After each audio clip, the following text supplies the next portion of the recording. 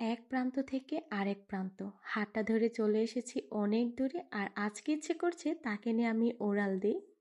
এই মানুষগুলা হচ্ছে আমার ভরসার হাত। তাদের জন্যই আমি আজকে এত ভালো আছি।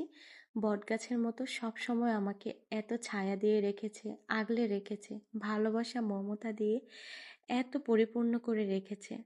এই মানুষটার কাছে আসলে মায়ের ঘ্রাণ পাই, মায়ের সুবাস পাই, মায়ের সমস্ত ভালোবাসা যেন বড় বোনের কাছে সব সময় পাওয়া যায়। আমরা দুই বোনই যখনই বড় বোনের কাছে আসি, আমাদেরকে মনে হয় একটা তাজমহলের মতো করে সাজিয়ে রাখে। আকাশ থেকে চাঁদ পেলেও মানুষ হয়তো এত খুশি হয় না। দূর প্রবাসেও তিন বোন একসাথে হতে পারি, এর চাইতে আনন্দ আর কি আছে পৃথিবীতে।